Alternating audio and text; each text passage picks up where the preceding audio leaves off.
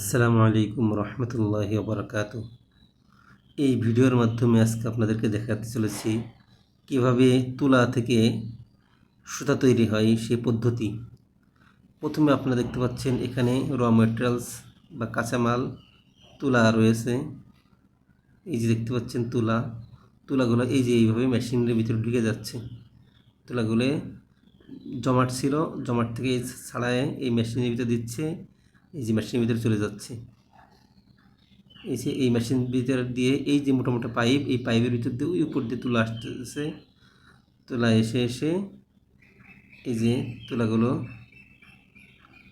মেশিনের ভিতর দিয়ে তুলা এই যে মেশিনের ভিতর দিয়ে এসে পাইপের ভিতর দিয়ে এসে এই যে এখানে বেল্ট তৈরি হচ্ছে প্রথমে। এই যে দেখতে পাচ্ছেন বড় বড় বড় ড্রামের ভিতরে বেল্টগুলো ঢুকতেছে। এই যে ওই যে দেখতে পাচ্ছেন আপনারা তুলাগুলো যাচ্ছে। ওই যে উপরে দেখতে পাচ্ছেন তুলাগুলো যাচ্ছে, যে বেল্ট তৈরি হচ্ছে।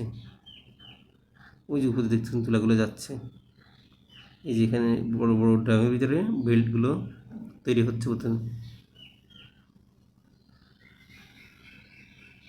এই যে ওই যে উপর দিয়ে দেখতে পাচ্ছেন তুলাগুলো যাচ্ছে কীভাবে। এই যে বড় বড় ড্রামের ভিতরে বড় বড় বেল্ট তৈরি হয়েছে। যে বেল্ট তৈরি হয়েছে এগুলো প্রাথমিকভাবে। এই যে এখানে বড় বড় ড্রাম থেকে আবার ছোট ছোট ড্রামে বেল্টগুলো স্থানান্তরিত করা হচ্ছে।